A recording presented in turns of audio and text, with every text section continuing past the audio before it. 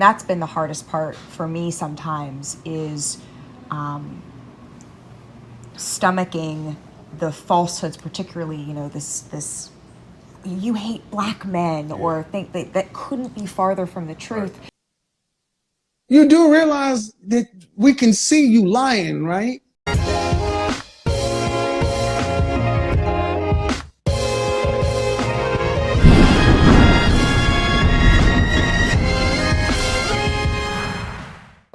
Malika Andrews, we meet again. Again! If you guys are unfamiliar, I have covered Malika Andrews quite a few times on this channel, and I am not the biggest fan. But today we're back to discuss Malika Andrews even more. If you guys are unfamiliar with Malika Andrews, she is an ESPN reporter and #1 black male hater in the United States, next to members of the Klan. And recently she sat down with NBA star DeMar Derozan of the Sacramento Kings for his podcast called Dinner with DeMar. So DeMar had Malika Andrews on as a guest, and here's some of the things they talked about. I had never seen DeMar's podcast before. Originally watching, I was just thinking, this looks like two rich people complaining about life, but apparently his show centers around talking about mental health. There we go. I always say, I want to be two things. I want to be accurate and I want to be fair. For sure, yeah. And if I'm not one of those two things, you might not always like me, but this is my number. Please call me. And people have called and they've said that. And I say that oftentimes before, especially before I'm talking to folks about something that is sensitive or tough, because these things come up.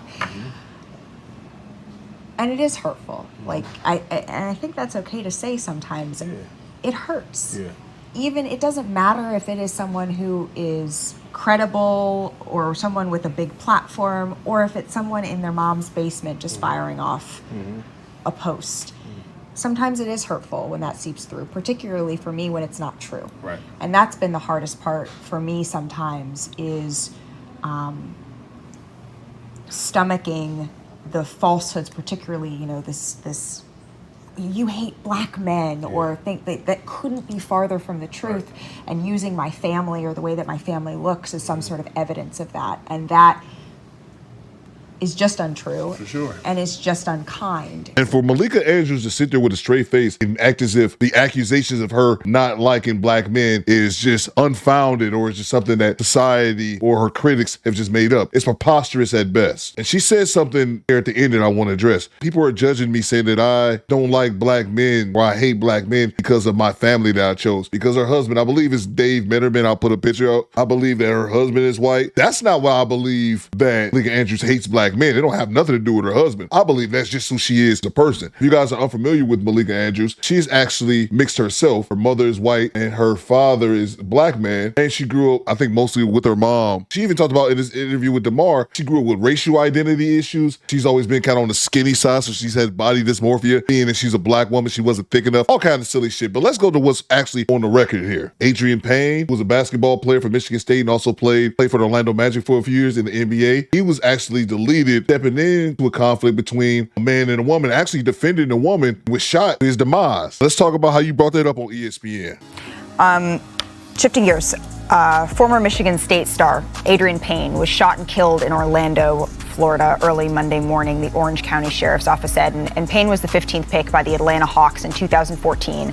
Played 4 seasons in the NBA with multiple teams. In 2018, he was waived by the Magic after he was named in a report by ESPN's Outside the Lines that he'd been involved in an alleged sexual assault at Michigan State in 2010. No charges were filed in that case. Prior to playing in the NBA, Payne was a member of the All Big Ten second team in 2 of his 4 seasons with Michigan State. So Draymond Green, who was Payne's teammate for 2 seasons in Michigan, tweeted this. You can see the broken heart emojis on Monday. Payne was 31 years old. Or we can put that to the side. Let's talk about the moment in which you disrespected Stephen A. Smith on his television show, where you told him to stop it when they were talking about the firing or potential firing of Ime Udoka, when he was the head coach for the Boston Celtics, for having a consensual relationship with a woman on the Boston Celtics staff. Stephen A., with all due respect, this is not about pointing the finger. Stop. What became apparent to me in this press conference is that we do not have all of the information here. And it was frustrating to me that the Celtics declined to elaborate or to give more specifics about what exactly the rule breaking was that led us to this point. So that, I just want to get that out of the way first. But to answer your question, Molly, I think what stood out to me, I think what stood out to me is that Brad Stevens, he was upset. That's what stood out to me about what he termed rampant Twitter BS is the word that he used, that women were unfairly dragged into this within the Celtics organization. You could see that Brad Stevens was visibly upset about this. And I also found that to be gross and unnecessary, that folks were bringing in the names and the images of women that is just not a fact. But the fact that it was able to go on all day, the fact that we are sitting here debating whether somebody else should have been suspended or not, we are not here, Stephen A., to further blame women. That is not why we are here. First of all, let me be very clear. I don't appreciate where you're going with that. I'm not blaming anybody but Ime Udoka. He deserves, the fact of the matter is, I've said he deserved to be fired if they were going to fire him. If you're not going to fire him, then don't fire him. My issue is all of this being publicized. The point that I'm trying to make is just like you're not mentioning. Excuse me. I listened to you. You're the one telling me to stop on my show. It ain't happening. Okay, that's number one. Number two, I've already said he deserves to be fired or he deserves to be there and handle it internally and privately. We're not even close to being done. About the time that she shut down Kendrick Perkins when he was talking about the Boston situation a couple years ago, because Kendrick played for the Celtics and had insider information that she wasn't even willing to be privy to, simply cut him off the live stream. Accountability, okay? Accountability doesn't just go to Ime Udoka, okay? Accountability goes to the other people that played a part in that as well.